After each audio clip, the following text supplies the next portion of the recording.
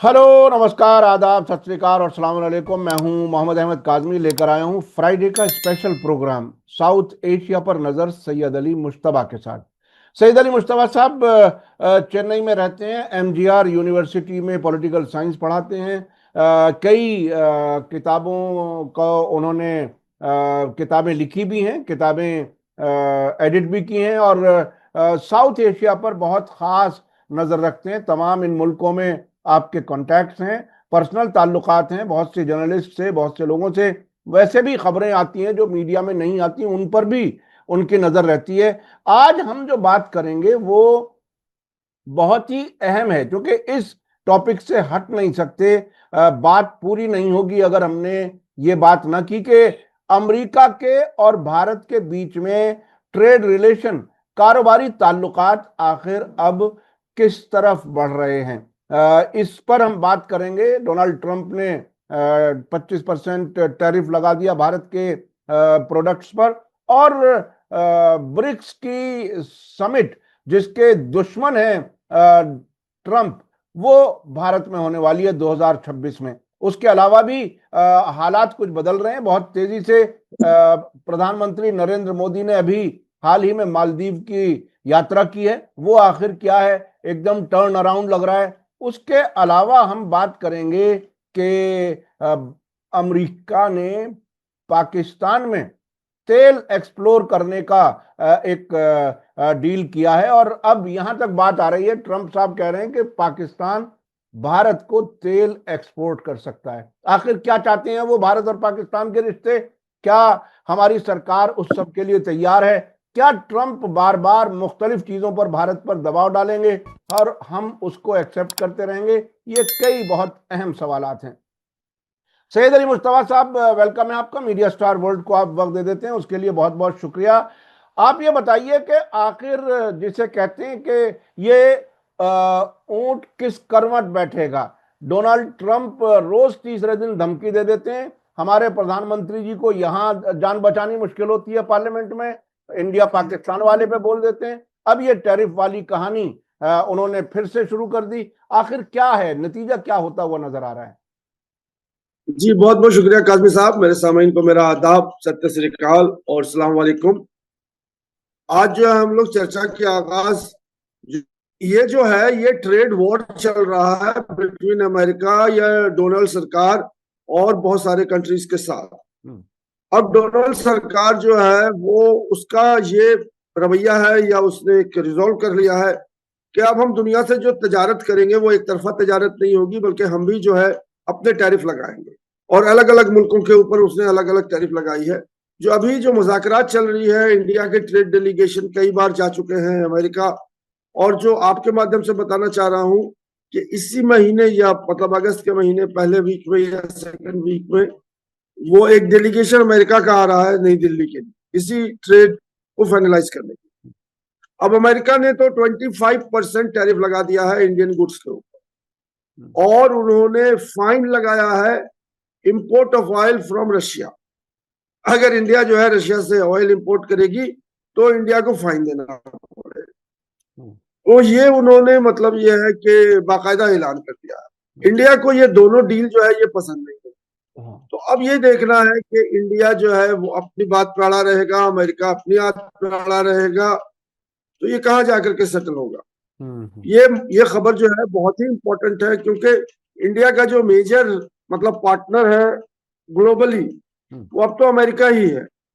और अमेरिका से इंडिया खुश ना खुश करके नहीं रह सकता है, क्योंकि ना ही वो चाइना के गोद में जा सकता है, और रशिया तो इतना कमजोर हो गया है कि वो अब अपने आप को ही संभालने में मजबूर है, इंडिया को क्या संभाले। तो ये खबर बहुत इंपॉर्टेंट है। देखिए इसके आगे और मुझे कोई टिप्पणी करने की जरूरत नहीं है, इसलिए कि ये खबर अभी अनफोल्ड हो रही है।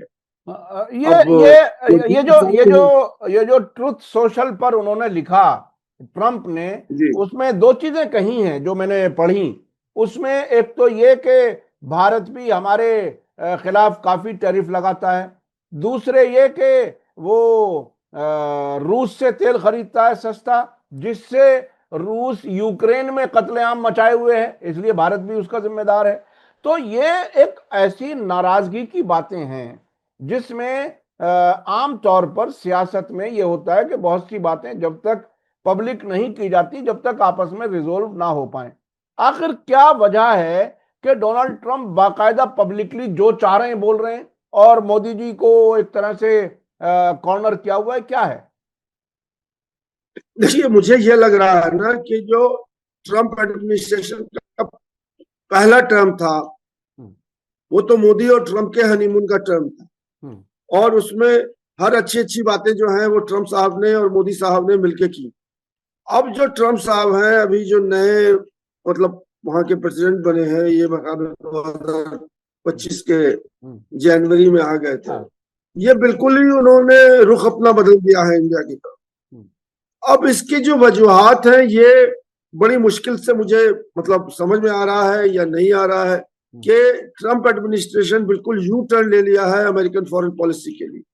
और मैं और दुनिया के देशों के बारे में नहीं बता रहा हूं, लेकिन जितने खुशगवार रिश्ते थे इंडिया के और यूएस के, वो आज के डेट में नहीं है।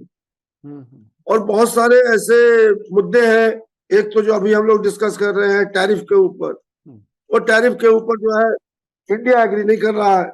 और बहुत सारे प्रोडक्ट्स हमारे हैं जो कि अमेरिका जाते हैं, जिससे हमारी काफी मतलब इकोनॉमी को मतलब वो मिलता है, बल मिलता है, मतलब हमारी इकोनॉमी को। फार्मास्यूटिकल्स हैं और तरह तरह के प्रोडक्ट्स हैं जो कि अमेरिका जाते हैं। अब ट्रंप सरकार जो है वो इंडिया को झुकाना चाहती है, इंडिया झुक नहीं सकती। जो नरेंद्र मोदी का 36 इंच का सीना है और हमारे जयशंकर का जो मतलब वक्तव्य है, उससे तो यही लगता है कि इंडिया जो है अमेरिका के टैरिफ टर्म को स्वीकार नहीं करेगी।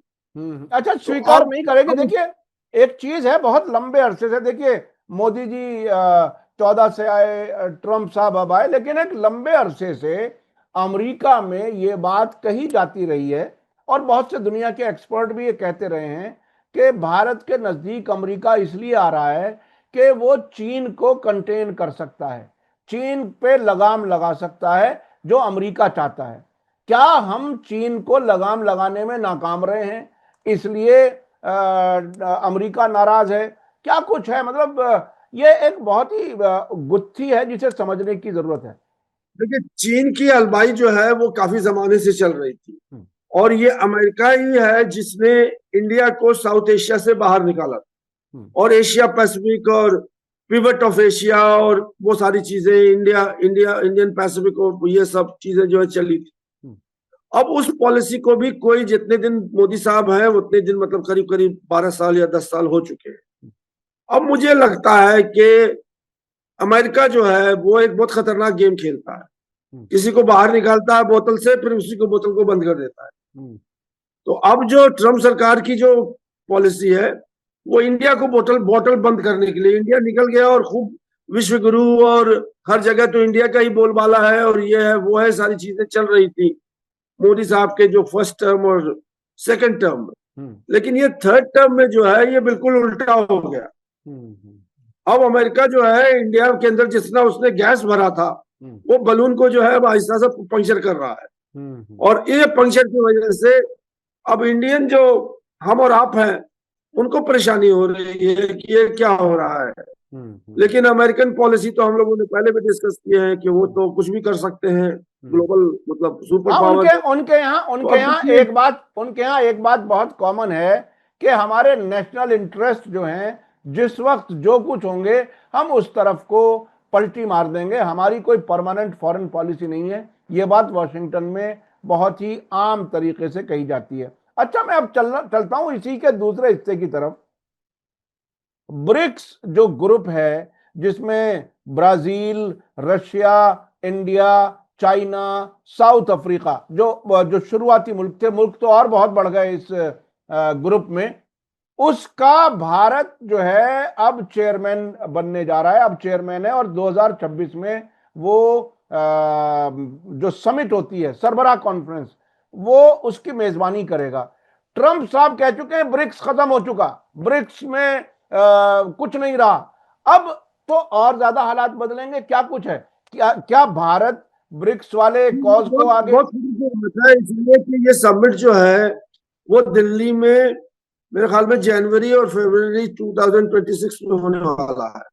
इंडिया को चेयरमैनशिप मिल गई है। ब्राजील की जो 17 समिट थी वो और साल में 7 और 8 जून को इसी महीने, जुलाई को इसी महीने खत्म हुई है। अब वो जो पूरी ब्रिक्स की सरबराही है वो मतलब इंडिया के ऊपर आ गई है।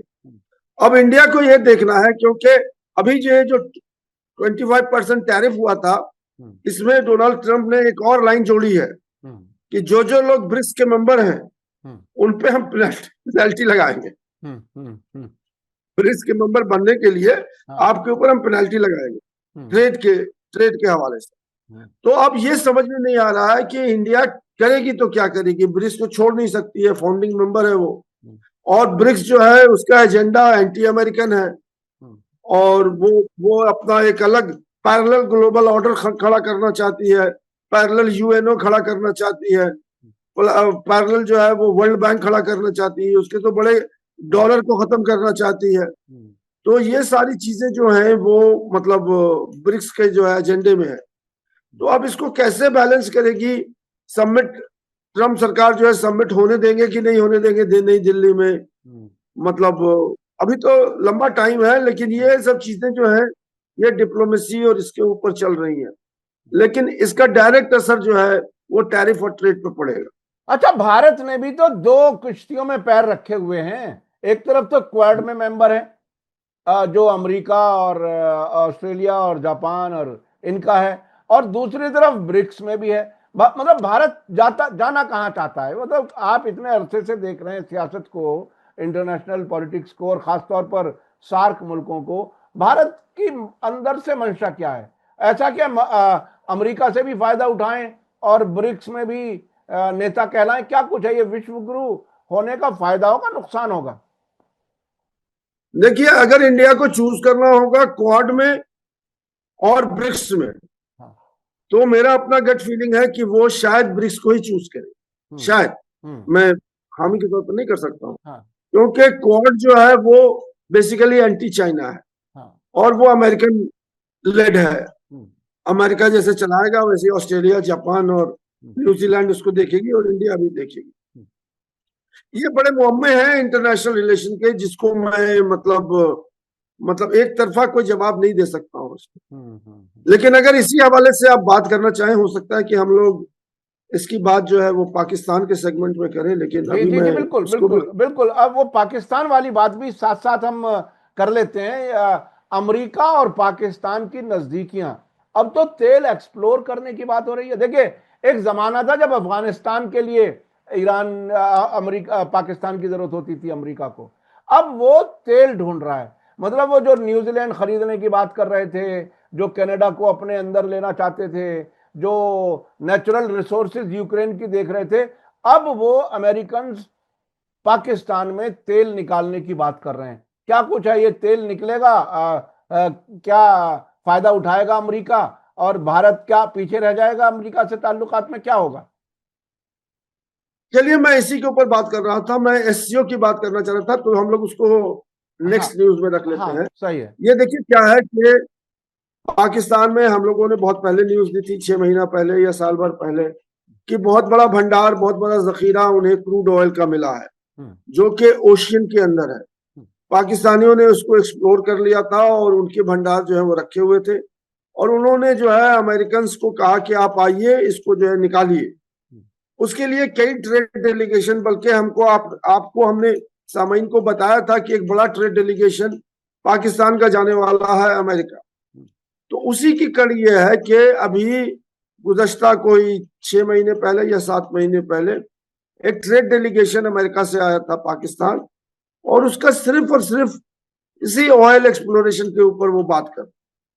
तो अभी डोनाल्ड ट्रंप ने अनाउंसमेंट किया है, क्योंकि जो बैकडोर में या जो उनके अपने डिप्लोमेटिक मिशन और सेक्रेटरी और इस लगे के जो कम्युनिकेशन है वो तो होते रहते हैं।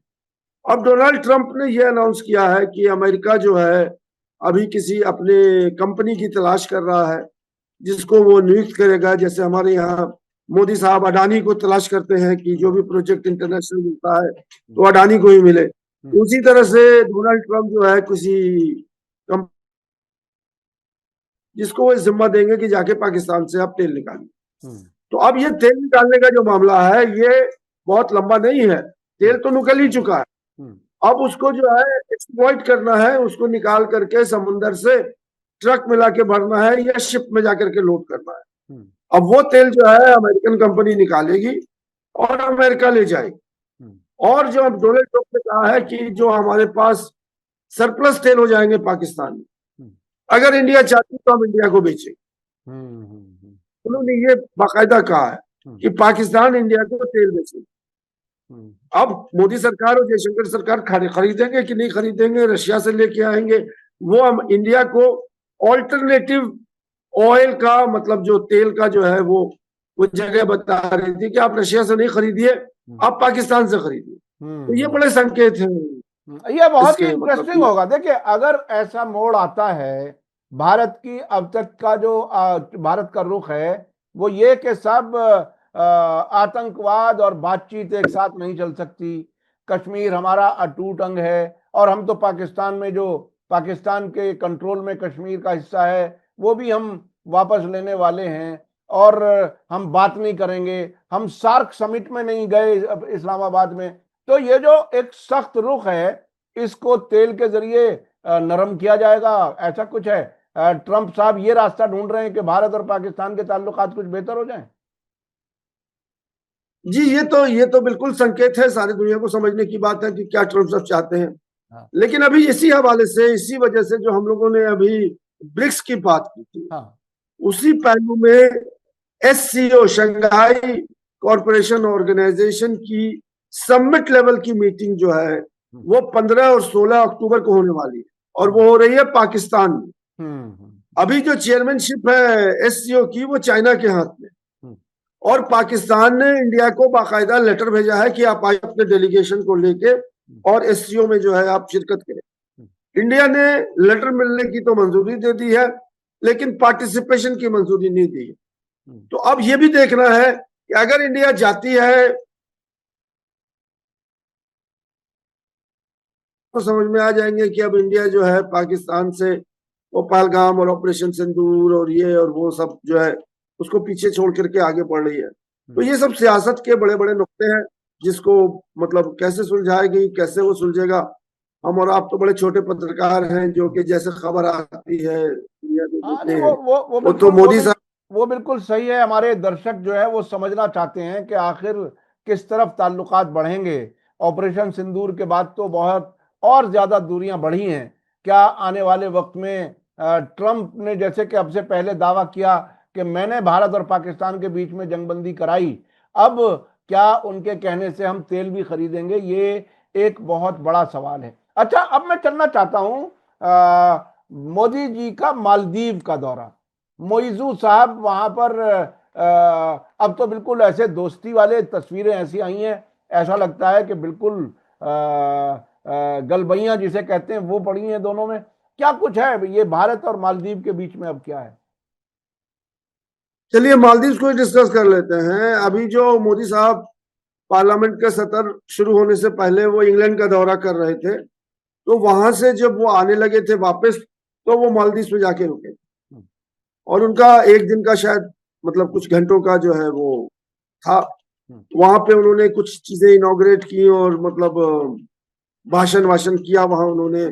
और मोदी साहब ने उसके बाद से ये कहने लगे कि हम तो अब इंडिया के साथ हैं और बिना इंडिया के तो हमारी गाड़ी चल ही नहीं सकती। और मोदी साहब ने कुछ ट्रेड के लिए, कुछ कंस्ट्रक्शन के लिए, कुछ प्रोजेक्ट्स के लिए उन्होंने अनाउंसमेंट किया था जो कि मालदीव के अंदर इंडिया इन्वेस्ट करेगी और उसको अनाउंस करेगी। क्योंकि देखिए मालदीव जो है एक बहुत छोटा सा मुल्क है, उसकी जो है मतलब कई लाख नहीं 4-5 लाख की आबादी है उसकी। इंडिया के एक मोहल्ला जो होता है उस मोहल्ले एक बड़े शहर में दिल्ली में मतलब जितनी गुड़गांव की आबादी होगी उतनी पूरे मालदीव की आबादी हो गई, मेरा अपना कहना। बिल्कुल। और जो बाकी उसके 400-500 जजीरे हैं वो सब इनहैबिटेड है, वहां पहुंच ही नहीं सकते हैं आप और बहुत ही कॉम्प्लिकेटेड है। उनका माले है और एक दो जजीरा जो उससे लगा हुआ है वही उनकी आबादी। और उनकी इकोनॉमी जो है वो सिर्फ टूरिज्म पे है और उनके यहाँ श्रिम्प जो फार्मिंग होती है शिप की, फिश, उसको वो एक्सपोर्ट करते हैं। तो उनका उनका जो मेन जो रिसोर्स है इन इकोनॉमी का वो है टूरिज्म। तो इंडिया जो है वो लार्जेस्ट टूरिस्ट मतलब डेस्टिनेशन है मालदीव्स। बम्बई की फिल्म इंडस्ट्री वही बैठी रहती है, वो सैटरडे को चली आती है, फ्राइडे को चली जाती है और मंडे के दिन सुबह में आ जाती है। जो पैसों वाला खेल है, और उन्होंने डेवलप भी किया हुआ है अपने पूरे टूरिज्म को, और उन्होंने कॉटेजेस बनाए हुए हैं और मतलब बहुत कुछ टूरिस्ट को अट्रैक्ट करने के लिए।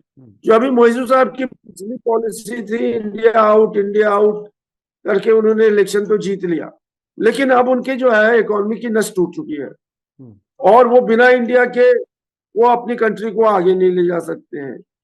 और चाइना के ऊपर जो है उनका, चाइना का तो अपना फंडामेंटल फंडास है कि हम पैसे देंगे आपसे लेकिन हम आपको गुलाम बना देंगे।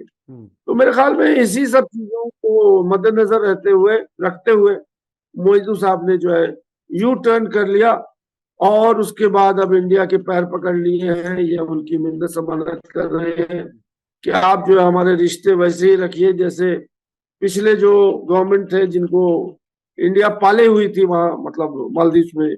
तो अब मोइजू साहब पलते हैं कि नहीं पलते हैं ये तो अलग चीज है, लेकिन खबर यही है कि मोइजू साहब ने चाइना की जगह पे अब इंडिया को प्रेफर किया है, तो यही बात है। यानी यानी ये अंदाज हो रहा है कि शायद चाइना से जो उन्हें उम्मीदें थी वो पूरी नहीं हो पा रही, और वैसे भी भारत नजदीक का पड़ोसी है, भारत जल्दी मदद कर सकता है अगर ताल्लुकात अच्छे होंगे। कभी भी कोई अगर इमरजेंसी भी हो तो भारत। अच्छा, जब हम अमेरिका और पाकिस्तान की बात कर रहे थे वो तो बात हो गई, लेकिन एक अंदरूनी एक इशू है जो अंदरूनी भी नहीं है, इंटरनेशनल है, और अमेरिका और पाकिस्तान के बीच उसका ताल्लुक है।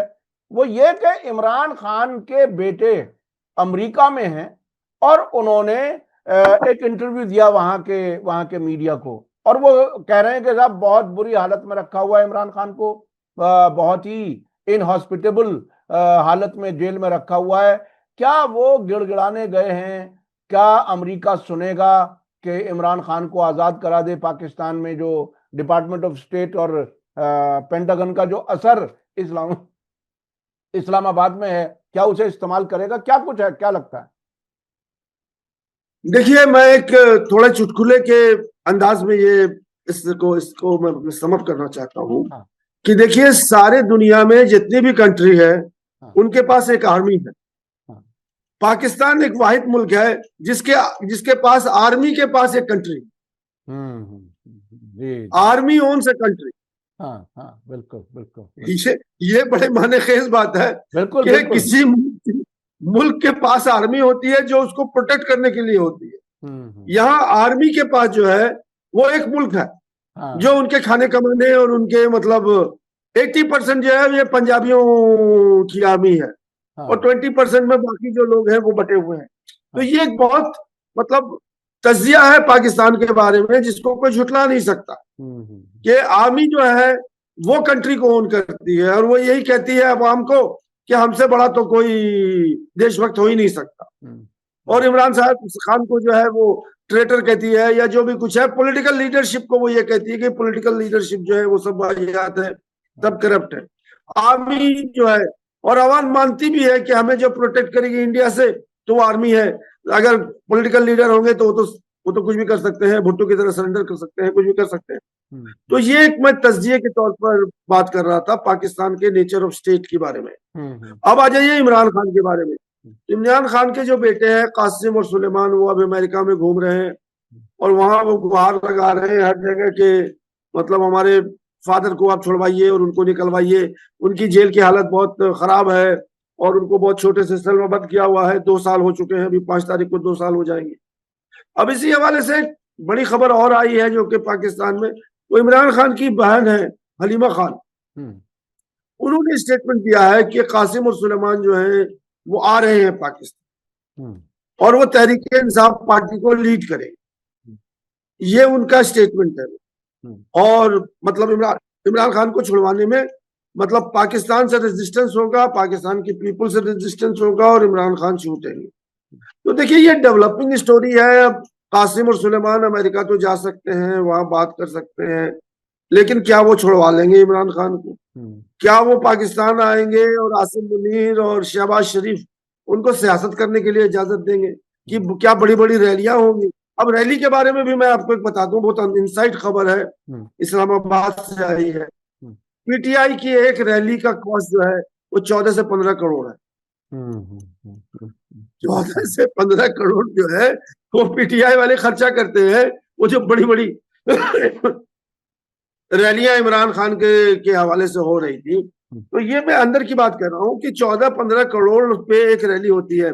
इंडिया में बहुत अगर होगा तो 2-4-5 करोड़ मोदी साहब खर्चा कर देंगे, अपनी रैली कर लेंगे। पाकिस्तान तो 5 गुना उससे ज्यादा है। तो ये सब खबरें जो है मीडिया स्टार वर्ल्ड को ही मिलती है और कहीं आपको सुनने में नहीं मिलती। अच्छा, इमरान खान का यही है। हाँ, एक चीज और भी है समझने की, जैसे कि आपने कहा कि दूसरे मुल्कों में मुल्क होता है और उसकी एक फौज होती है। पाकिस्तान में एक फौज है जिसके पास एक मुल्क है, लेकिन एक और इसके साथ साथ इसके पीछे की हकीकत है। 1947 के बाद से ही अमेरिका का पेंटागन यानी वहां का रक्षा मंत्रालय वो बिल्कुल बराह रास्त पाकिस्तान की फौज को एक तरह से अपने हाथ में लिए हुए है। यानी पाकिस्तान में अमेरिका ने ही डेमोक्रेसी को पनपने नहीं दिया और एक तरह से फौजी रूल को हमेशा इनकरेज किया। क्या अमेरिका इतना डरता है डेमोक्रेसी से कि जिस तरह से अरब मुल्कों में डेमोक्रेसी नहीं आने देते, इस तरह से पाकिस्तान में डेमोक्रेसी मजबूत ना हो? क्या भारत में भी इसी तरह से डेमोक्रेसी को कमजोर करने की कोशिशें मुख्तलिफ हो रही हैं? क्या ये बहुत ही उलझा हुआ सा सवाल है, लेकिन अगर कुछ सादा अल्फाज में कुछ बता सकें तो। देखिए, मैं इसको इंटरनेशनल रिलेशन के स्टूडेंट के हैसियत से सवाल का जवाब दे सकता हूँ, भारत के हवाले से नहीं।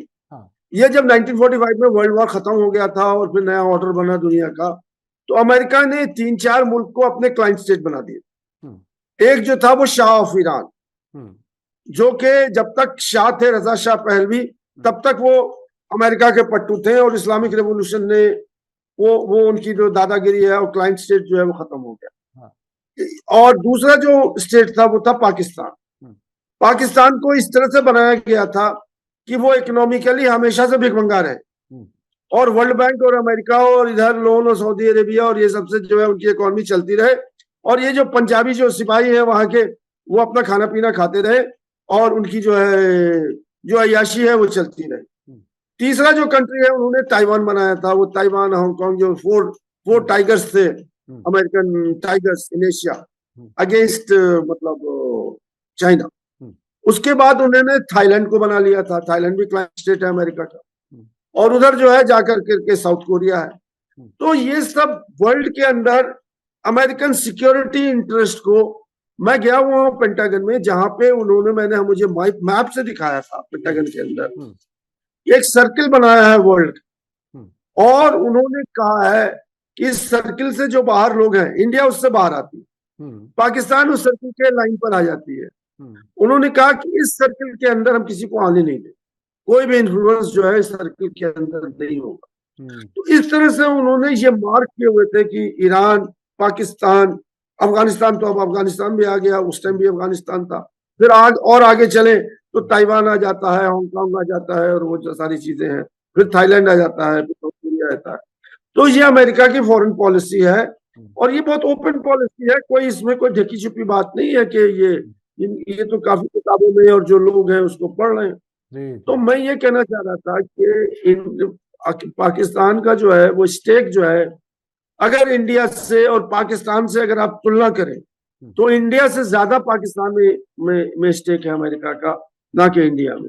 तो वो इंडिया को पीछे भी छोड़ सकता है, पाकिस्तान को नहीं छोड़ पाकिस्तान को नहीं छोड़ सकता अमेरिका। ये बहुत ही आपने हिस्टोरिकल बैकग्राउंड, ऐतिहासिक मालूमात के साथ आपने बताया। बहुत बहुत शुक्रिया सैयद अली मुश्तबा साहब। आप सफ़र में हैं, आपको कलकत्ता जाना है अपनी किताब के विमोचन के लिए, और आपने इस बीच में अपने घर माने से वक्त दिया। जाते जाते सफ़र शुरू हो रहा है आपका, इसके लिए हम बहुत बहुत शुक्रगुजार हैं। अपने दर्शकों से कहूँगा कि आज का आपको वीडियो कैसा लगा कमेंट्स में ज़रूर लिखें और ज़्यादा से ज़्यादा लोगों तक शेयर करें। इसी के साथ मुझे दीजिए इजाज़त। धन्यवाद, शुक्रिया, जय भारत, जय हिंद। मीडिया स्टार वर्ल्ड के और वीडियो देखने के लिए हमारे चैनल को सब्सक्राइब करें और सीधे नोटिफिकेशन पाने के लिए बेल आइकन दबाएं। और अगर हमारी खबर सच्ची और अच्छी लगे तो अपने व्हाट्सएप, इंस्टाग्राम, फेसबुक और ट्विटर अकाउंट पर ज़रूर शेयर करें।